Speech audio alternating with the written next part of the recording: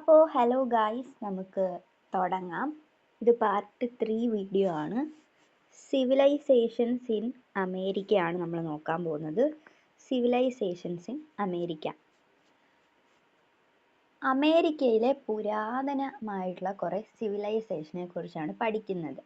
ഇത് മനസ്സിലാക്കാനായിട്ട് ആദ്യമായിട്ട് നമുക്കൊരു കവിതയിലെ കുറച്ച് വരികൾ തന്നിട്ടുണ്ട്. പാബ്ലോ നെറൂഡു എഴുതിയ വരികളാണ്. നമുക്കത് ജസ്റ്റ് ഒന്ന് നോക്കാം. കുറച്ചുണ്ടത് നോക്കാം. Look deep into the earth, you plowman, you weaver, you untamed shepherd. Show me your blood and your furrow. Say to me, here I was punished, because the gem didn't shine, or the earth didn't deliver the stone, or the grain on time. എന്നൊക്കെ പറഞ്ഞിട്ട് തന്നിട്ടുണ്ടല്ലേ. എന്താണ് ഇത്? എഴുതിയ പ്രശസ്തനായ കവി Pablo നെറൂഡു ആണ്. The heights of മാച്ചു പീച്ചു എന്ന കവിതയിൽ നിന്നുള്ളതാണ് ഈ തന്നിരിക്കുന്ന വരികൾ എന്ന് പറയുന്നത്. എന്തോ പറ്റി എൻ്റെ ഇത് ഓക്കെ, പേജ് മാറിപ്പോയി, പെട്ടെന്ന് നോക്കാം. അപ്പോൾ പാബ്ലോ നെറൂഡുവിൻ്റെ ദ ഹൈറ്റ്സ് ഓഫ് മാച്ചു പീച്ചു എന്ന് പറയുന്ന കവിതയിൽ നിന്നുള്ള ഭാഗമാണ് ഈ തന്നിട്ടുള്ളത്. ഈ വരികൾ എന്തിനെയാണ് സൂചിപ്പിക്കുന്നത്?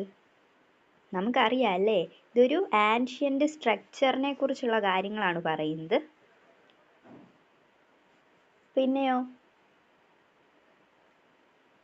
നെയ്ത്തുകാരെയും സാധാരണക്കാരായ മനുഷ്യരെയും ഒക്കെ പറ്റിയാണ് ഇതിനകത്ത് പറയുന്നത് അല്ലേ. നമുക്ക് നോക്കാം, വായിച്ചു നോക്കാം. These are the lines written by Pablo Neruda in reference to the given structure as shown in figure 11.11 എന്ന് പറയുന്ന ഫിഗറിൽ നല്ലൊരു ഫിഗർ കാണാൻ പറ്റുന്നുണ്ടല്ലേ, ഫിഗർ 11.11. ഇതിൽ കാണിക്കുന്നത് പോലെയുള്ള അമേരിക്കയിലുണ്ടായിരുന്ന ആൻഷ്യൻ്റ് സിവിലൈസേഷനുകളെ പറ്റി, എങ്ങനത്തെയാണ് ആൻഷ്യൻ്റ് ആയിട്ടുള്ള സിവിലൈസേഷൻസിനെ പറ്റിയുള്ള കാര്യങ്ങളാണ് ഇവിടെ നമുക്ക് പഠിക്കാനായിട്ട് ഉള്ളത്. What is this ancient structure?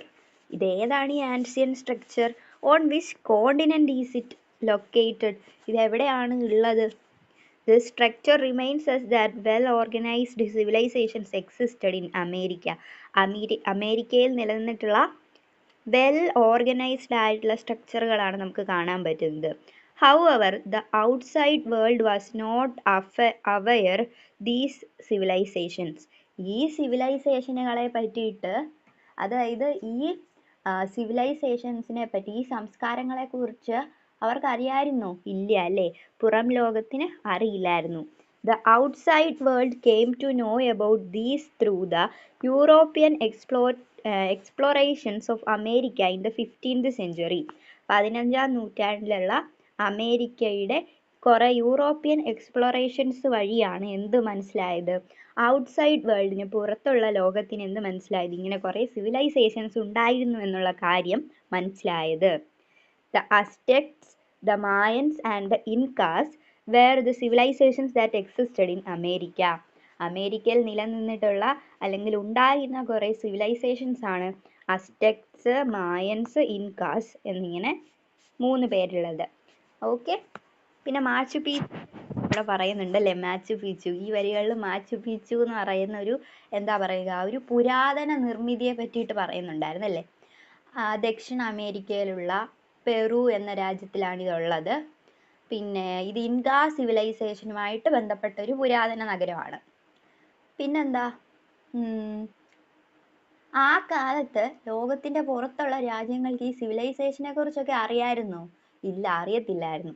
15ാം നൂറ്റാണ്ടൊക്കെ ആയപ്പോഴത്തേക്ക് യൂറോപ്പിലെ രാജ്യങ്ങൾ അമേരിക്കയെ അന്വേഷിച്ചെത്തിയപ്പോഴാണ് ഇതൊക്കെ പുറം ലോകം അറിയുന്നത്.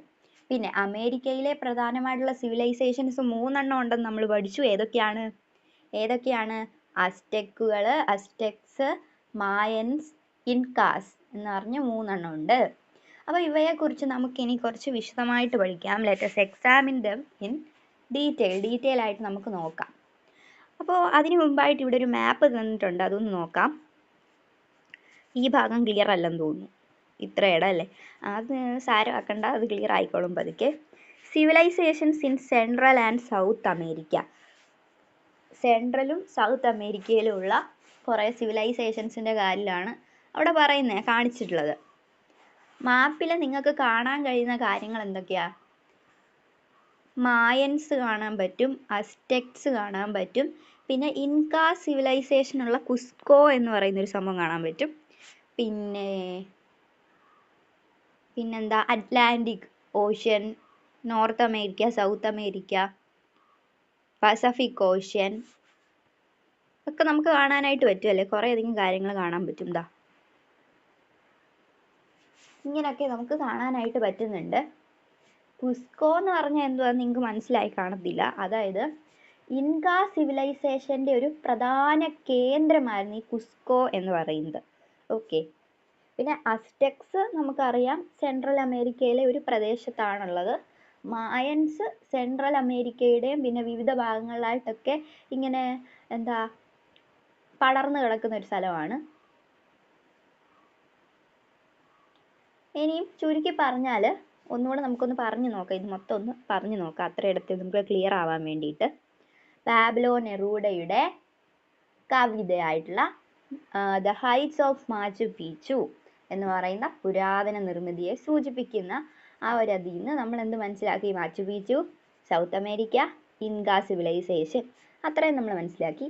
പിന്നെ അമേരിക്കയിൽ ഉണ്ടായിരുന്ന ഏതൊക്കെയാണ്? അസ്ടെക്സ്, മായൻസ്, ഇൻകാസ് എന്നിങ്ങനെ ശക്തമായ സിവിലൈസേഷനുകളാണ് ഉണ്ടായിരുന്നത്. പിന്നെന്താ പറഞ്ഞത്? പുറം ലോകത്തെ പറ്റിയിട്ട് അറിയത്തില്ലായിരുന്നു. എപ്പോഴാണ് മനസ്സിലാക്കിയത്? 15-ാം നൂറ്റാണ്ടിൻ്റെ യൂറോപ്യൻ യാത്രകളിലൂടെയാണ് മനസ്സിലാക്കിയത്. ഇത്രയൊക്കെ നമ്മൾ മനസ്സിലാക്കി. ഒന്നുകൂടെ എൻ്റെ കൂടെ പറഞ്ഞേ, റിപ്പീറ്റ് ആഫ്റ്റർ മീ. എന്തൊക്കെയാ നമ്മൾ പറഞ്ഞത്? സിവിലൈസേഷൻസിൻ്റെ കാര്യം പറഞ്ഞു, പാബ്ലോ നെറൂഡു, മാച്ചു പീച്ചു, പിന്നെ central America, south America, north America, പിന്നെ 3 സിവിലൈസേഷൻസിൻ്റെ പേര് പറഞ്ഞു. അതിനെപ്പറ്റി അറിഞ്ഞത് എവിടെ നിന്നാണ്? യൂറോപ്യൻ ട്രാവലേഴ്സിൽ നിന്നാണ്, അല്ലെങ്കിൽ യൂറോപ്പിൻ്റെ എക്സ്പ്ലോറേഷൻസിൽ നിന്നാണ്. അങ്ങനെ ഇത്രയൊക്കെ മനസ്സിലായി. ഇനി നമുക്കിത് ഓരോന്നും ഡീറ്റെയിൽ ആയിട്ട് നോക്കാം.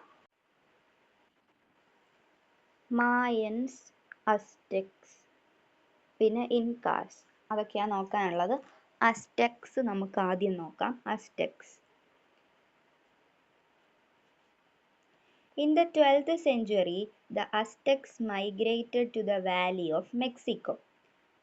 Aztec society was hierarchical. Their capital was Tenochtitlan. They built artificial islands called Chinampas in the lakes of Mexico. This is an example of their construction skill. They gave importance to agriculture and cultivated corn, beans, squash, pumpkins, cassava, and potatoes. In addition to this, they were also engaged in trade and handicrafts. They used coins made of metals such as gold, copper, and tin. They gave importance to education. Educational institutions called Kalmekkak were built for the children of nobles and Tepochkali for the children of other classes. അപ്പോൾ ഈ ഒരു ഭാഗത്ത് അതായത് പ്രൊനൗൺസിയേഷന് കുറച്ച് importance ഉള്ള കുറേയധികം വാക്കുകളുണ്ട്. അതോടൊപ്പം തന്നെ നല്ലൊരു രീതിക്കുള്ള എക്സ്പ്ലനേഷൻ ഈ ഒരു ഭാഗത്ത് ഉണ്ട്. ഇതിലൊന്നും നമുക്ക് കളയാനില്ല, എല്ലാം ഇമ്പോർട്ടൻ്റ് ആണ്. പക്ഷേ ബൈ ഹാർട്ട് ചെയ്യണം എന്ന് ഞാൻ പറയുന്നില്ല. നിങ്ങൾ മനസ്സിലാക്കി പഠിക്കുക, നിങ്ങളുടെ ഓൺ വേർഡ്സിൽ എഴുതുക. പക്ഷെ നല്ല വണ്ണം ഇങ്ങനെ വലുതാക്കിയാണെങ്കിൽ നല്ലതായിരിക്കും, easy to score marks. So നമുക്ക് നോക്കാം ഇതിൻ്റെ ഒരു മീനിങ്.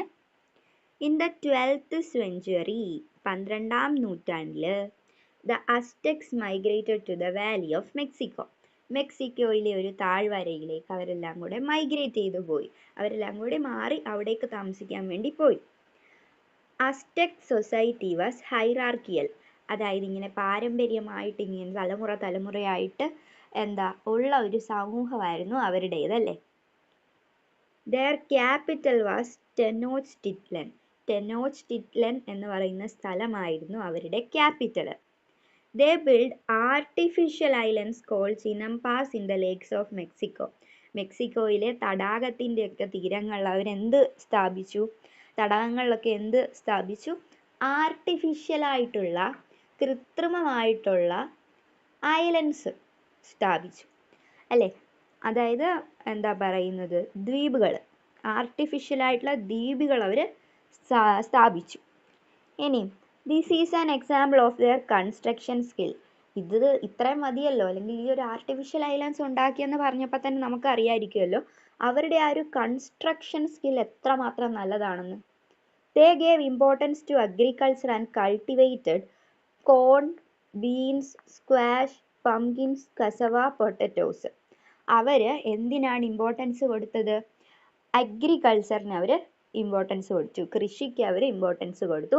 എന്തൊക്കെയാണ് അവർ കൾട്ടിവേറ്റ് ചെയ്തത്? അവർ കുറേ കാര്യങ്ങൾ കൾട്ടിവേറ്റ് ചെയ്തിട്ടുണ്ടല്ലേ.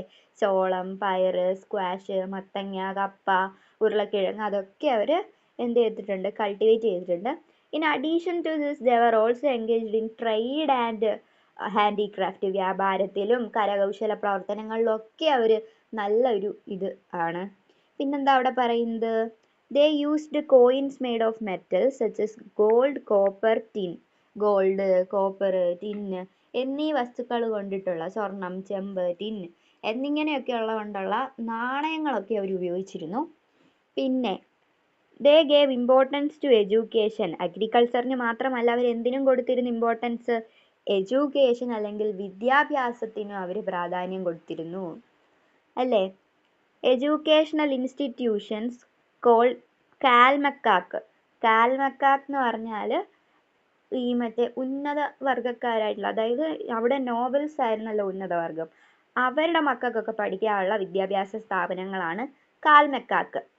ഇനി നോക്കിക്കേ, ടെപ്പോച്ച് കലി. ടെപ്പോച്ച് കലി എന്ന് പറയുമ്പം അതർ ക്ലാസ്സസ്, മറ്റുള്ള സാധാരണ വിഭാഗങ്ങൾക്കൊക്കെ എന്താ അവരുടെ മക്കൾക്കൊക്കെ വിദ്യാഭ്യാസ സ്ഥാപനങ്ങൾ വേണമല്ലോ. അതാണ് ഇത് ടെപ്പോച്ച് കലി എന്ന് പറയുന്നത്, ചിൽഡ്രൻ ഓഫ് അതർ ക്ലാസ്സസ്. കൽമെക്കാക്ക് എന്ന് പറയുന്നത് ചിൽഡ്രൻ ഓഫ് നോബൽസിന് പഠിക്കാനുള്ളതാണ്. പഴയ കാലമല്ലേ, അതുകൊണ്ടാണ് അങ്ങനെയൊക്കെ. ഇപ്പം അങ്ങനെ വല്ലതും ഉണ്ടോ? ഇല്ല അല്ലേ. എന്തൊരു യൂണിറ്റി ആണല്ലേ. ഇപ്പോഴത്തെ കാലം നല്ലതാണല്ലേ.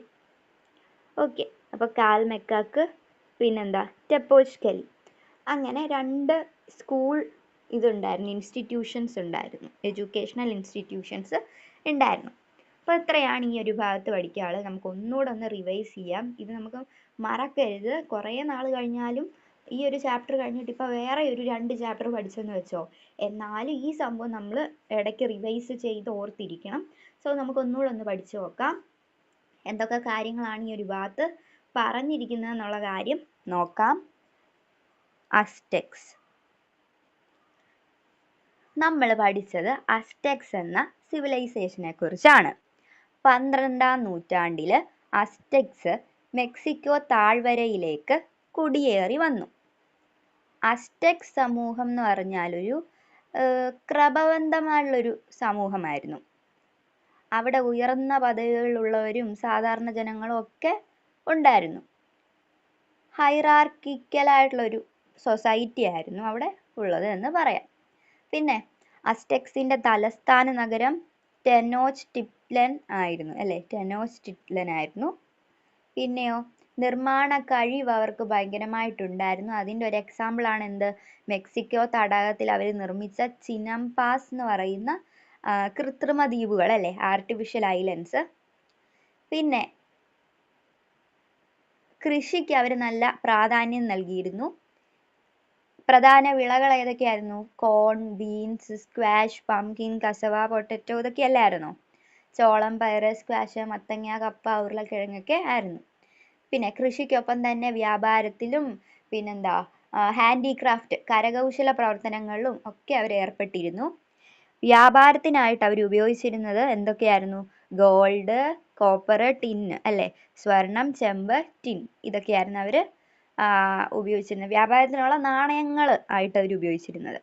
പിന്നെ വിദ്യാഭ്യാസത്തിനും അവർ വളരെ പ്രാധാന്യം നൽകിയിരുന്നു. അവർ വ്യത്യസ്ത വിഭാഗം കുട്ടികൾക്കായിട്ട് വ്യത്യസ്ത വിഭാഗത്തിലുള്ള വിദ്യാഭ്യാസ സ്ഥാപനങ്ങൾ സ്ഥാപിച്ചു. ഒന്നാമത്തെ ആയിരുന്നു കൽമക്കാക്ക്. അന്ന് പറഞ്ഞാൽ ഉന്നത വർഗക്കാരെന്ന് കരുതപ്പെട്ടവരുടെ കുട്ടികൾക്ക് പഠിക്കാനുള്ളതും.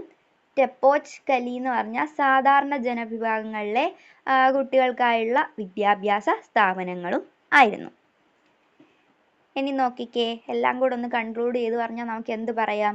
കൃഷിയിലും നിർമ്മാണത്തിലും വ്യാപാരത്തിലും വിദ്യാഭ്യാസത്തിലും ഒക്കെ മുന്നേറ്റം നേടിയ ഒരു ശക്തമായ സിവിലൈസേഷൻ ആയിരുന്നു ഏത്?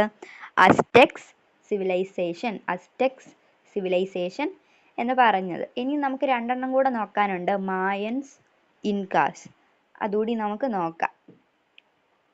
ആദ്യം നമുക്ക് മായൻസ് നോക്കാം.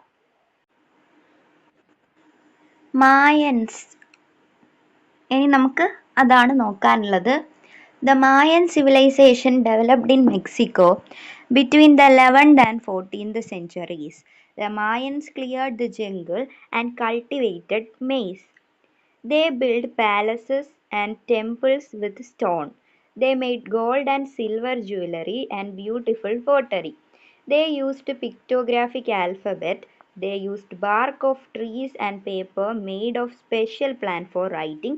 They made significant progress in mathematics and astronomy and had an almanac. ഇത്രയും കാര്യങ്ങളാണ് ഇവിടെ ഇതിനെപ്പറ്റി പറയുന്നുള്ളത്. നമുക്ക് നോക്കാം.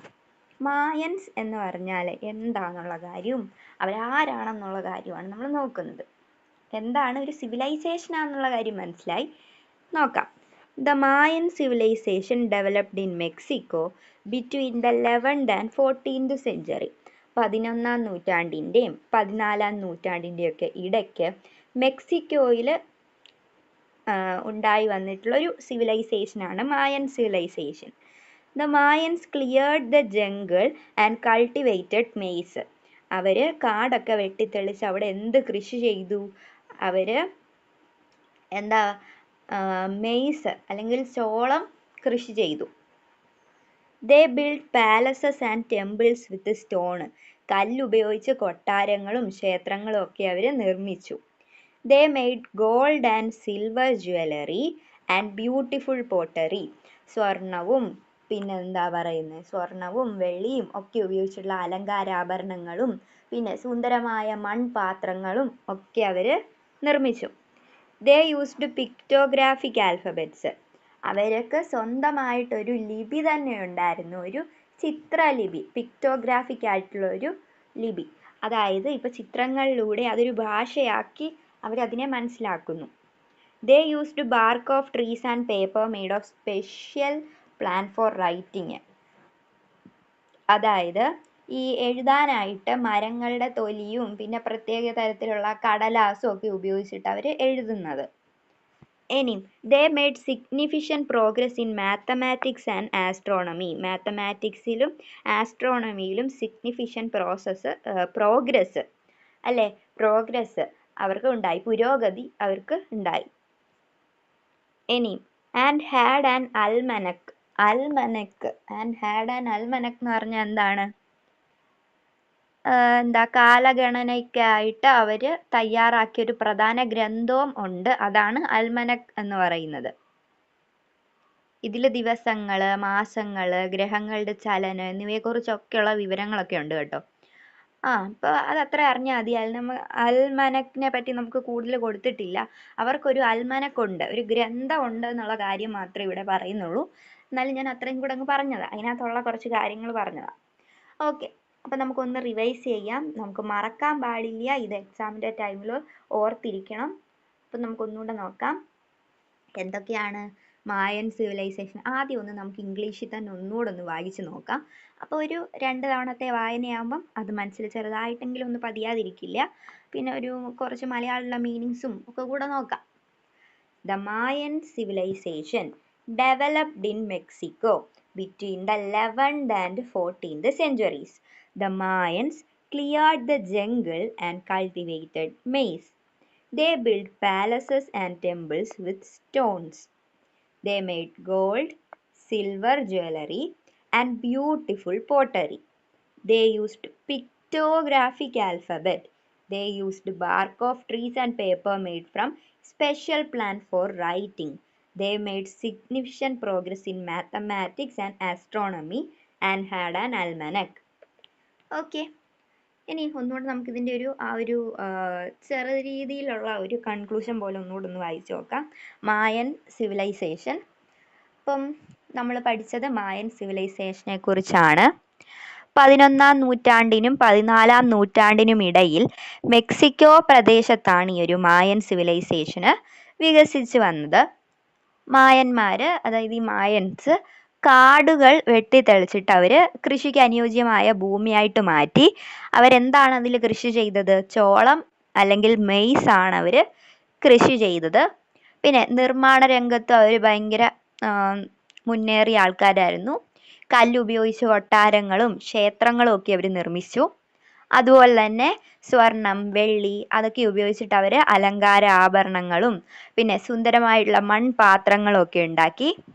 പിന്നെ സ്വന്തമായിട്ടൊരു ലിപി സംവിധാനം അവർക്കുണ്ടായിരുന്നു. പിക്ടോഗ്രാഫിക്കൽ ആൽഫബറ്റ് ഉപയോഗിച്ച്, അതായത് ഒരു ചിത്രലിപി അവർ ഉപയോഗിച്ചിരുന്നു.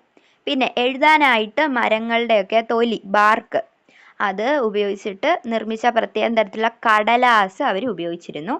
പിന്നെ ഗണിതശാസ്ത്രത്തിലും പിന്നെന്താ ജ്യോതിഷ ശാസ്ത്രത്തിൽ, ആസ്ട്രോണമിയിലും ഒക്കെ അവർ വലിയ പുരോഗതി നേടി. കാലഗണനയ്ക്ക് അവരെന്താ തയ്യാറാക്കിയൊരു പ്രധാന ഗ്രന്ഥമുണ്ട്. അതേതാണ്? അൽമനക്കാണ്. അൽമനക്കിനെ പറ്റി കൂടുതൽ പറയുന്നില്ല ഇവിടെ, എന്നാലും നോക്കുക. അതിനകത്ത് കുറച്ച് മാസങ്ങൾ, ദിവസങ്ങൾ, പിന്നെ ഗ്രഹങ്ങളുടെ ചലനം, പിന്നെന്താ അങ്ങനെ കുറേ കാര്യങ്ങളൊക്കെയാണ്, വിവരങ്ങളാണ് ഉള്ളത്. ഓക്കെ, അപ്പോൾ എന്തൊക്കെയാണ് നമ്മൾ പറഞ്ഞ? കൃഷി, നിർമ്മാണം, കല, എഴുത്ത്, ശാസ്ത്രം എന്നിവയിലെല്ലാം മുന്നേറിയ ഒരു ശക്തമായ സിവിലൈസേഷൻ ആയിരുന്നു മായൻ സിവിലൈസേഷൻ. ഇനി നമുക്ക് ഒന്നുകൂടെ അല്ലേ പഠിക്കാനുള്ളൂ? ഏതാ അത്?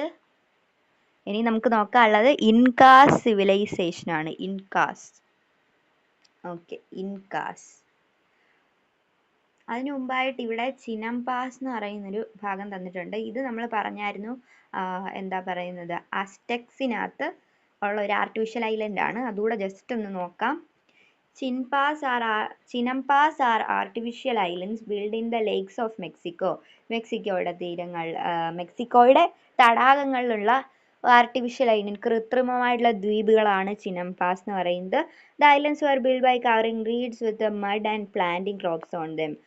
മണ്ണ് വെച്ച് പൊതിഞ്ഞിട്ട് എന്താ പ്ലാന്റിംഗ് ക്രോപ്സ് നടുന്ന പരിപാടിയായിരുന്നു. Palaces and pyramids were build on these islands. കൊട്ടാരങ്ങളും പിരമിഡുകളും ഒക്കെ ഈ ഒരു ഐലൻഡിൽ നിർമ്മിച്ചിരുന്നു. ഓക്കെ, അത്രയേ ഉള്ളൂ ഇതിനകത്ത് പറയുന്നത്, വലുതായിട്ടില്ല. അതിൻ്റെ ഒരു ഇമേജ് കൊടുത്തിട്ടുണ്ട് ഇവിടെ, നോക്കിക്കേ. ആകാശം കാണാം, മലകൾ കാണാം, പിരമിഡുകൾ കാണാം, പാലസസ് കാണാം, അല്ലേ? പിന്നെ കുറേ കൃഷി നമുക്ക് കാണാം, കുറേ ആൾക്കാരെ കാണാം. ഇതായിരുന്നു ആ ഒരു സിവിലൈസേഷൻ എന്ന് പറയുന്നത്. ഓക്കെ, ഇനി ഇൻകാസ് ആണ് നോക്കാനുള്ളത്, നമുക്ക് നോക്കാം. അപ്പോൾ നമ്മൾ ഇനി നോക്കാനുള്ളത് ഇൻകാസ് ആണ്. The Inca civilization of Peru was the largest indigenous civilizations in South America. South അമേരിക്കയിൽ തന്നെയുള്ള ഏറ്റവും വലിയ ഇൻഡിജിനസ് ആയിട്ടുള്ള സിവിലൈസേഷൻ. അതായത് നമ്മളിപ്പം സാധാരണയായിട്ട് ചില സബ്ജക്ട്സ് ഒക്കെ പഠിക്കും. ഇപ്പോൾ ബയോളജി പഠിക്കുകയെന്ന് വെച്ചോ, അതിൽ അഗ്രികൾച്ചറിനെ പറ്റി പഠിക്കുകയെന്ന് വെച്ചോ, അപ്പം കേൾക്കുന്നൊരു വാക്കാണ് ഇൻഡിജിനസ് എന്ന്. ഇപ്പോൾ തെങ്ങിൻ്റെ ഇൻഡിജിനസ് വെറൈറ്റി എന്നൊക്കെ പറയില്ല, അതിൻ്റെ നാടൻ രൂപം, അതാണ് അതിൻ്റെ ഒരു മീനിങ്. അതിൻ്റെ ഏറ്റവും നാച്ചുറലായ നാടൻ പ്രകൃതിയിലെ ആ ഒരു ഫസ്റ്റ് നോർമൽ ഇതിനെയാണ് ഇൻഡിജിനസ് എന്ന് പറയുന്നത്. ഓക്കെ, അപ്പം ഇൻകാ സിവിലൈസേഷൻ, പെറു എന്ന് പറയുന്ന സ്ഥലത്തെ ഇൻകാ സിവിലൈസേഷൻ ആണ് ഏറ്റവും വലിയ ലാർജസ്റ്റ് ആയിട്ടുള്ള ഇൻഡിജിനസ് സിവിലൈസേഷൻ. എവിടത്തെ? നമ്മുടെ സൗത്ത് അമേരിക്കയിലെ. A centralised imperial rule prevailed there. അവിടെ എങ്ങനെയുള്ള റൂളാണ്? ഇമ്പീരിയൽ റൂളാണ് ഉള്ളത്, അതും സെൻട്രലൈസ്ഡ് ആയിട്ടുള്ളത്. The king was the supreme ruler. Supreme ruler ആരായിരുന്നു? കിങ് ആയിരുന്നു, രാജാവായിരുന്നു ഏറ്റവും വലിയ അവിടുത്തെ പവർ എന്ന് പറയുന്നത്. ഇനിയും ഈ ഒരു ഇൻകാ സിവിലൈസേഷൻ്റെ അതിൻ്റെ ക്യാപിറ്റൽ എവിടെയായിരുന്നു? കുസ്കോ എന്ന് പറയുന്ന സ്ഥലത്തായിരുന്നു. കഴിഞ്ഞ വട്ടം നമ്മൾ ആ ഒരു മാപ്പിൽ നോക്കിയ സമയത്ത് കുസ്കോ എന്ന് പറയുന്ന സ്ഥലത്തെ പറ്റി പറഞ്ഞായിരുന്നു. The city had temples, palaces and beautiful houses made of stone. ഈ ഒരു സിറ്റിയിൽ എന്തൊക്കെയുണ്ട്? അമ്പലങ്ങളുണ്ട്, അല്ലേ? ക്ഷേത്രങ്ങളുണ്ട്, കൊട്ടാരങ്ങളുണ്ട്, അല്ലേ? പാലസസ് ഉണ്ട്, പിന്നെ ബ്യൂട്ടിഫുൾ ആയുള്ള ഹൗസസ്, മനോഹരമായ വീടുകളുണ്ട്, അതും കല്ലുകൊണ്ട് നിർമ്മിതമായിട്ടുള്ളത്. The capital was connected to different part of the country by means of road. പല പല റോഡുകളെ വെച്ച് കൺട്രിയുടെ പ്രധാന ഭാഗങ്ങളിലേക്കൊക്കെ ക്യാപിറ്റൽ ഇങ്ങനെ കണക്റ്റഡ് ആയിരുന്നു അല്ലേ. മാച്ചു Peechu located at an altitude of 3,500 meters in the central Peru is an example of their construction skill. നമ്മൾ already ഒരു ചാപ്റ്ററിൽ നേരത്തെ പാർട്ടിലൊക്കെ അല്ലെങ്കിൽ ഈ പാർട്ടിൽ തന്നെ നമ്മൾ പറഞ്ഞ കാര്യമാണ് മാച്ചു പീച്ചുവിനെ പറ്റിയിട്ട്, ആ ഒരു കൺസ്ട്രക്ഷനെ പറ്റിയിട്ട്.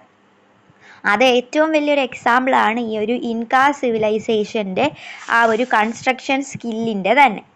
Okay, they made jewels using gold, silver, copper. Gold, silver, copper അങ്ങനെയുള്ള സ്വർണം, വെള്ളി, ചെമ്പ് ഇങ്ങനത്തെ സംഭവങ്ങളൊക്കെ കൊണ്ടുള്ള ജ്വല്ലറി, അതായത് ആഭരണങ്ങൾ അവർ നിർമ്മിച്ചിരുന്നു. They used the skins of animals such as llamas and alpaca to weave woollen cloth weave ചെയ്യാൻ വേണ്ടിയിട്ട് അവർ ലാമയുടെ അൽപ്പാക്കയുടെ ഒക്കെ എന്തുപയോഗിച്ചിരുന്നു, അവരുടെ ആ സ്കിന്ന് ഉപയോഗിച്ചിരുന്നു, തൊലി ഉപയോഗിച്ചിരുന്നു. തൊലി മീൻസ് ആ പുറത്തുള്ള ആ ഒരു ഭാഗം. The government provided farmers with enough land to cultivate. അവിടുത്തെ ഫാർമേഴ്സിന് ഗവൺമെൻറ് എന്ത് കൊടുത്തു? ഇനഫ് ലാൻഡ് ടു കൾട്ടിവേറ്റ്, അവർക്ക് കൃഷി ചെയ്യാൻ ആവശ്യമായുള്ള സ്ഥലം കൊടുത്തു. The main crops were corn and potatoes. ചോളവും കിഴങ്ങും ഒക്കെ ആയിരുന്നു അവിടുത്തെ പ്രധാന വിളകൾ എന്ന് പറയുന്നത്. They used a system of recording numbers called Quipu എന്ന് പറയുന്ന ഒരു സിസ്റ്റം ഉണ്ടായിരുന്നു. അത് അവർ നമ്പറുകളെ ഇപ്പം നമ്മൾ 1 2 3 എന്ന് പറഞ്ഞ് ചെയ്യുന്നത് പോലെ അവർ നമ്പേഴ്സിനെ റെക്കോർഡ് ചെയ്യാൻ കൊണ്ടുവന്ന സിസ്റ്റമാണ് ക്യുപ്പു. The Spanish colonization of America destroyed these cultures. ഈ പല സാംസ്കാരികമായിട്ടുള്ള ഈ സംസ്കാരങ്ങളെയെല്ലാം തന്നെ ഈ ഒരു നദീതട സംസ്കാരങ്ങളായിക്കോട്ടെ അല്ലെങ്കിൽ ഈ പല ഇതിനെയൊക്കെ സൗത്ത് അമേരിക്കയിലെ ഇല്ലാതാക്കിയത് സ്പാനിഷ് കോളനൈസേഷൻ വന്നത് കൊണ്ടിട്ടാണെന്നാണ് ഇവിടെ ലാസ്റ്റ് പറഞ്ഞു നിർത്തുന്നത്. ഇനിയും ഈ ഒരു ചാപ്റ്ററിൻ്റെ ജസ്റ്റ് ഒരു കൺക്ലൂഷൻ ഉണ്ട്. You have identified the social, cultural, economic changes that occurred in Europe, Asia, Africa and America at different times from this lesson. ഈ ഒരു ചാപ്റ്ററിൽ നിന്ന് നമ്മൾ ഒരുപാട് കാര്യങ്ങൾ പഠിച്ചു അല്ലേ. പലതിനും കണക്ഷൻ ഇല്ലെന്ന് തോന്നും, പക്ഷെ ഒന്ന് ചിന്തിച്ച് ഈ ഒരു കൺക്ലൂഷൻ വായിക്കുമ്പോൾ നിങ്ങൾക്ക് മനസ്സിലാവും എല്ലാം കണക്റ്റഡ് ആയിരുന്നു. നമ്മൾ അവരുടെ ഇപ്പം തന്നെ ആഫ്രിക്ക എന്ന് വെച്ചോ, സോഷ്യൽ, കൾച്ചറൽ, എക്കോണമിക്കിലുള്ള കാര്യങ്ങൾ, യൂറോപ്പിലെ കാര്യങ്ങളൊക്കെ നമ്മൾ പറഞ്ഞു, ഏഷ്യ, ആഫ്രിക്ക, ഇപ്പോൾ സൗത്ത് അമേരിക്കയിലെ കാര്യങ്ങളെല്ലാം നമ്മൾ പറഞ്ഞു. ഇതൊക്കെ നമ്മൾ ഈ ഒരു ചാപ്റ്ററിൽ നിന്ന് പല തരത്തിലുള്ള കാര്യങ്ങൾ പഠിച്ചു. പിന്നെ these changes were the stepping stones towards modernity the regions mentioned above. മുകളിൽ പറഞ്ഞിരിക്കുന്ന ആ സ്ഥലങ്ങളുടെയൊക്കെ ഇപ്പോൾ കാണുന്ന ആ ഒരു ഡെവലപ്മെൻറ്റിലേക്ക് എത്താൻ കാര്യമായിട്ടുള്ള മൈൽ സ്റ്റോണുകളാണ്, നാഴികക്കല്ലുകളാണ് ഈ ഒരു ചേഞ്ചുകൾ എന്ന് പറയുന്നത്. അതാണ് നമ്മൾ പഠിച്ചത്. ഇനി ഈ ഒരു ചാപ്റ്ററിനകത്ത് കുറച്ച് എക്സ്റ്റെൻഡഡ് ആക്ടിവിറ്റീസ് ഒക്കെ കൊടുത്തിട്ടുണ്ട്. ജസ്റ്റ് നമുക്കൊന്ന് വായിച്ച് നോക്കാം. എന്തെങ്കിലും നമുക്കിത് വെച്ച് ചെറിയ ചെറിയ നോട്ട്സ് എന്തെങ്കിലും പ്രിപ്പയർ ചെയ്യാൻ പറ്റുവാണെങ്കിൽ അതും കൂടെ നോക്കാം. Prepare an essay on the changes that feudalism brought about in Europe society. ചിലപ്പോൾ ആ ഒരു ക്വസ്റ്റ്യൻ നമുക്ക് എക്സാമിന് വരാൻ ചാൻസ് ഉണ്ട്. നമ്മൾ ഒട്ടും പ്രതീക്ഷിക്കാതെ ടെക്സ്റ്റിൻ്റെ ഏതെങ്കിലും ഭാഗത്ത് കിടക്കുന്ന ക്വസ്റ്റ്യൻ ഒക്കെ ആയിരിക്കും വരുന്നത്. അപ്പം നിങ്ങൾ ഉറപ്പായിട്ടും എന്ത് പഠിക്കണം ഈ ഒരു ചാപ്റ്ററിൽ? ഫ്യൂഡലിസം കൊണ്ടുവന്ന യൂറോപ്പ് സൊസൈറ്റിയിൽ ഫ്യൂഡലിസം കൊണ്ടുവന്ന ചേഞ്ച് ചോദിക്കുകയാണെങ്കിൽ എന്താണ് എഴുതേണ്ടത്? ഫ്യൂഡലിസം കൊണ്ടുവന്ന ചേഞ്ചൊക്കെ ചോദിക്കുകയാണെങ്കിൽ നിങ്ങൾക്ക് എന്തുമായിരിക്കും എഴുതേണ്ടത്?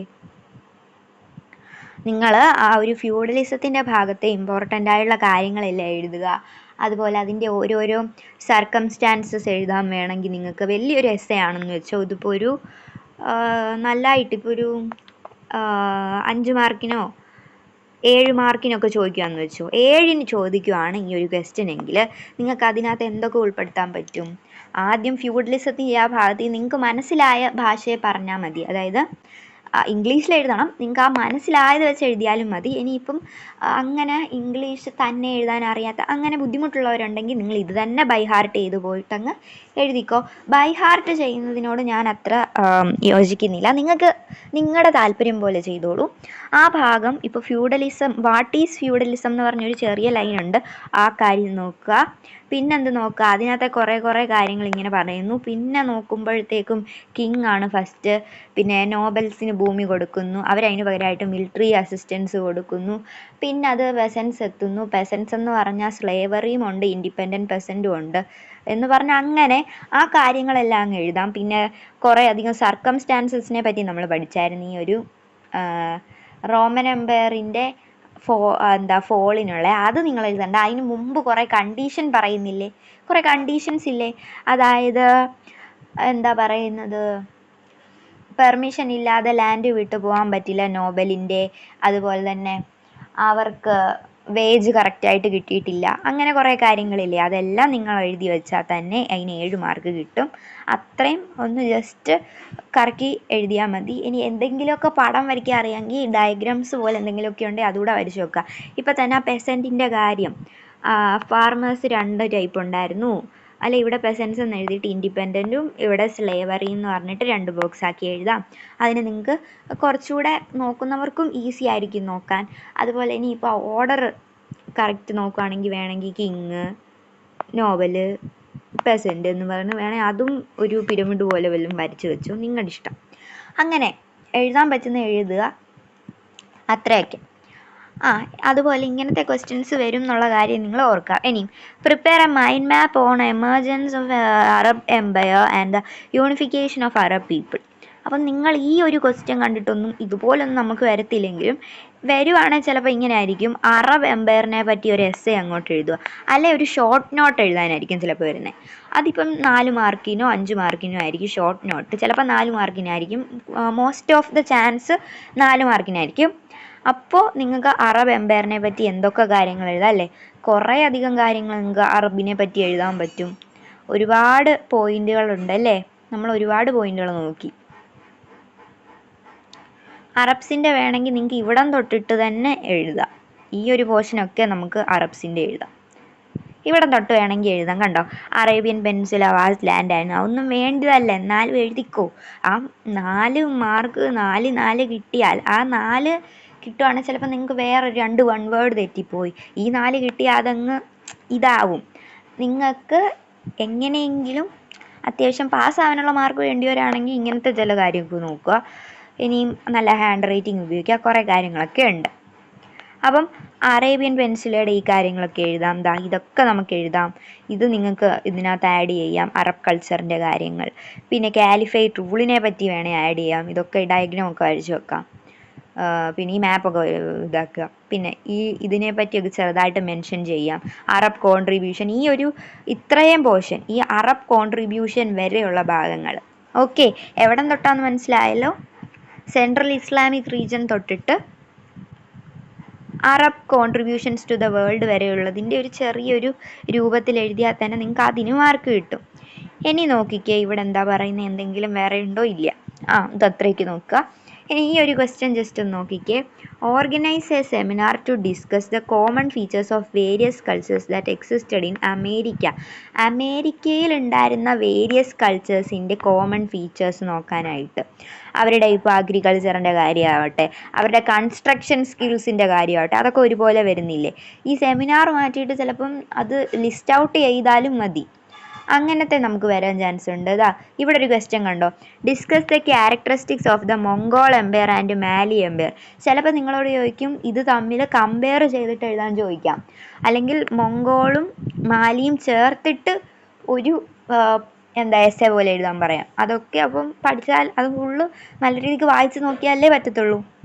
ചിലപ്പോൾ ഇങ്ങനെ ചോദിക്കും, ഇത് ഉറപ്പായിട്ടും കാണും, contributions of Arab to the world നല്ല രീതിക്ക് നോക്കണം.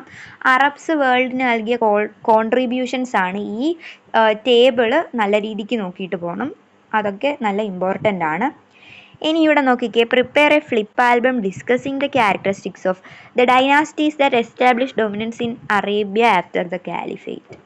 ചിലപ്പോൾ ഇങ്ങനെ ചോദിക്കുക, അതിന് പകരം ഉമയ്യദ് ഡൈനാസ്റ്റിയും അബ്ബാസിഡുകളെ പറ്റിയിട്ടും ഉമയ്യദിനെ പറ്റിയും അബ്ബാസിദുകളെ പറ്റിയിട്ടും ഒരു കുറിപ്പ് തയ്യാറാക്കുക, അങ്ങനെ എന്തെങ്കിലും ചോദിക്കുകയാണെങ്കിൽ ഇത് ഒരു കമ്പയർ ചെയ്ത് എഴുതി വെക്കുക.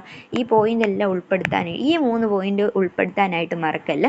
പിന്നെ ഈ ഹൈലൈറ്റ് ചെയ്തേക്കുന്നതൊക്കെ ഭയങ്കര ഇമ്പോർട്ടൻ്റ്, അതൊക്കെയും കൂടെ ചേർക്കാം. Prepare a profile album of the caliphs who came to power in Arabia after the Prophet Muhammad. Prophet മുഹമ്മദിന് ശേഷം വന്നവരെ പറ്റിയുള്ള ഒരു പ്രൊഫൈൽ ആൽബം തയ്യാറാക്കുക. അതൊന്നും ചോദിക്കൂല. ഇനിയിപ്പം ചോദിക്കുകയാണെങ്കിൽ തന്നെ നിങ്ങൾക്ക് അതിൻ്റെ നോട്ട്സ് അപ്പം തന്നെ കിട്ടുന്നതായിരിക്കും, എങ്ങനെയെങ്കിലുമൊക്കെ കിട്ടും. മെയിനായിട്ടുള്ളൊരു കാര്യം, ഇതിൽ നിന്ന് വരാൻ ചാൻസ് നിങ്ങൾക്ക് ചിലപ്പോൾ ഇങ്ങനെ തന്നിട്ട് ഇവിടെയൊക്കെ ബ്ലാങ്കായിട്ട് തന്നിട്ട് ഇത് ഫില്ല് ചെയ്യാൻ തരുമായിരിക്കും. ചിലപ്പോൾ ഈ 1 2 എന്നൊക്കെ പറഞ്ഞിട്ട് ഇപ്പോഴത്തെ ആ ടൈപ്പ് അങ്ങനെയും വരാൻ ചാൻസ് ഉണ്ട്.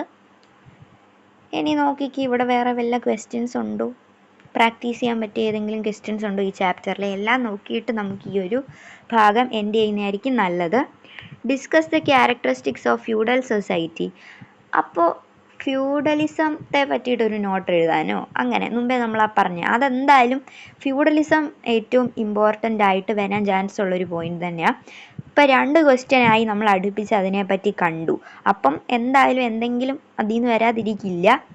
ഫൈനൽ ആ ഒരു ആനുവൽ എക്സാമിന് വേണ്ടിയിട്ട് ഈ ഫുൾ കാര്യങ്ങളും നല്ല രീതിക്ക് നോക്കിയിട്ട് പോയാൽ ചിലപ്പോൾ നിങ്ങൾക്ക് നല്ല മാർക്ക് കിട്ടാൻ ചാൻസ് ഉണ്ട്, ഉറപ്പാണ്. ഓക്കെ, ഇത്രയൊക്കെയാണ് ഈ ഒരു ചാപ്റ്റർ. നിങ്ങൾക്ക് ഒത്തിരി ലാഗ് അടിച്ചെന്ന് എനിക്ക് തോന്നി ഈ കാര്യങ്ങളൊക്കെ പറഞ്ഞതുകൊണ്ട്. ബട്ട് എനിക്ക് തോന്നി ഈ ഒരു കാര്യങ്ങളോട് ഇതിനകത്ത് ഉൾപ്പെടുത്തിയാൽ നിങ്ങൾക്ക് എളുപ്പമായിരിക്കും എന്ന്. കേൾക്കാൻ നിങ്ങൾക്ക് ഇതില്ലെങ്കിൽ നിങ്ങൾ സ്കിപ്പ് ചെയ്തോളൂ, ഒരു കുഴപ്പമില്ല. നിങ്ങളുടെ ചോയ്സാണ് കേൾക്കണോ വേണ്ടയോ എന്നുള്ളത്. ഓക്കെ, അപ്പോൾ എനിവേ ബൈ. നമുക്ക് അടുത്തൊരു വീഡിയോയിലായിട്ട് കാണാം. So by.